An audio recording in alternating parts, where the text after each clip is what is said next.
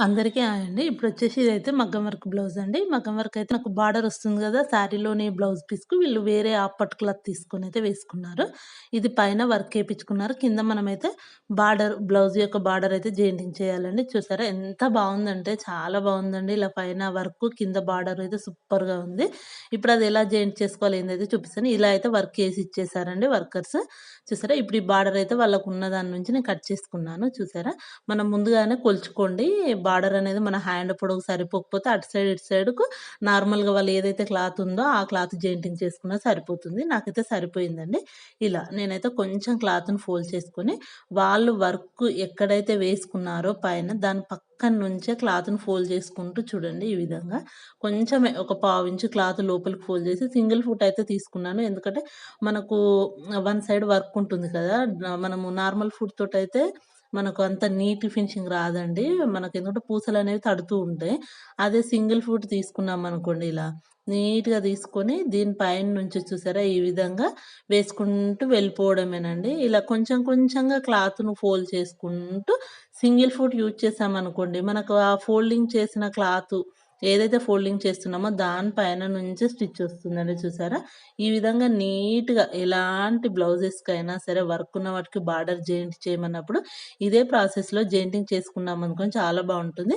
ఇంకొక స్టిచ్ అయితే వేసుకోండి. మళ్ళీ డబుల్ స్టిచ్ వేసేసుకున్న తర్వాత చూడండి బార్డర్ జెయింటింగ్ అయితే అయిపోయింది. ఇప్పుడు ఈ కింద మనకి ఎక్స్‌ట్రా క్లాత్ ఉంది కదా! కట్ చేసేసుకోవాలండి. లేదంటే మనం లైనింగ్ క్లాత్ ఏసినప్పుడు ఇది, అది కొంచెం చేయి దగ్గర లావుగా అయిపోతుంది క్లాత్ అనేది. అప్పుడు నీట్ ఫినిషింగ్ ఉండదు మనకు. కంఫర్ట్‌గా కూడా ఉండదు బ్లౌజ్ వేసుకునేటప్పుడు. ఈ విధంగా నీట్‌గా ఫోల్డ్ చేసేసుకొని ఒకసారి వర్క్ బ్లౌజును ఈ విధంగా వర్క్ ఫోల్డ్ చేసుకొని మిడిల్‌లో ఒక డాట్ అయితే పెట్టేసుకోండి. ఇలా డాట్ పెట్టుకున్నప్పుడు ఏంటి అంటే లైనింగ్ క్లాత్ కూడా మనం మిడిల్‌లో డాట్ ఉంటుంది కదా! ఆ డాట్‌ని తీసుకొని చూసుకోవాలండి. 2 డాట్స్ ఒకే దగ్గరలో ఉండేలాగా చూసుకుంటే సరిపోతుంది. చూసారా? ఇది రెండిటిని ఒకే దగ్గరికి ఈ విధంగా సెట్ చేసేసుకొని కిందన కూడా క్లాత్‌ని నీట్‌గా సెట్ చేసుకోండి. ఎప్పుడైనా సరే మనకు నార్మల్ బ్లౌజెస్‌కి కింద కోర్‌లాగా ఉంటుంది కదా! అదైతే కట్ చేసుకోవాలండి. మనం పైపింగ్ వేయాలి అనుకున్నప్పుడు. లేదు అంటే కొంచెం లాగినట్టుగా వస్తుంది.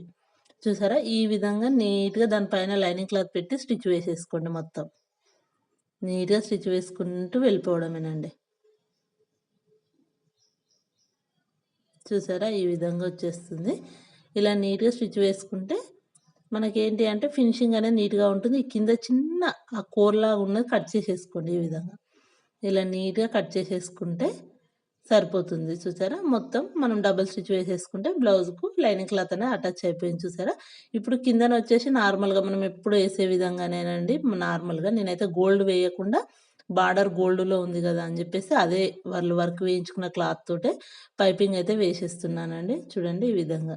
స్ట్రెయిట్ పీసే తీసుకున్నానండి. హ్యాండ్స్‌కే కదా! అని మనం నెక్‌కు గిట్లా వేసేటప్పుడు మాత్రం క్రాస్ పీసెస్ తీసుకోవాలి. ఇప్పుడైతే నేను స్ట్రెయిట్ పీస్ తీసుకున్నాను. పైపింగ్ అయితే వేసేస్తున్నానండి. నార్మల్‌గా థ్రెడ్ పైపింగే వేసేసాను. అదేం చూపియట్లేదండి. ఎందుకంటే ఆల్రెడీ మన ఛానల్‌లో చాలా వీడియోస్ ఉన్నాయి పైపింగ్‌వి. కావాలి అనుకుంటే ఎవరైనా చూడండి ఒకసారి. ఇలా నీట్‌గా పైపింగ్ అయితే వేసేసుకొని, రివర్స్ చేసుకొని క్లాత్‌ని ఫోల్డ్ చేసుకొని డబుల్ స్టిచ్ వేసుకోవడమేనండి. ఎమ్మింగ్ కూడా ఏం చేపియట్లేదు నేను. చూసారా? ఈ విధంగా మొత్తం ఒకే లెవెల్‌లో ఉండేలాగా స్టిచ్ వేసుకుంటూ వెళ్ళిపోవాలండి. అప్పుడు బార్డర్ జెయింటింగ్ అనేది చాలా ఈజీగా చాలా అంటే చాలా బావుందండి. బార్డర్ జెయింటింగ్ చేశాక చూసారా ఎంత లుక్‌గా ఉందో. సూపర్‌గా వచ్చిందండి అసలు. నీట్ ఫినిషింగ్ తోటి కూడా ఉంది చూసారా? చాలా అంటే చాలా బావుంది. ఇలా బార్డర్ అయితే చాలా ఈజీగా ఎవరైనా సరే జాయింట్ చేసుకోవచ్చండి. వీడియో నచ్చితే తప్పకుండా లైక్ అయితే చేయండి. మీ లైక్ వల్ల నా వీడియో ఇంకొంత ముందుకు వెళ్తుందండి. వీడియో నచ్చితే తప్పకుండా like, share and subscribe. Thank you for watching.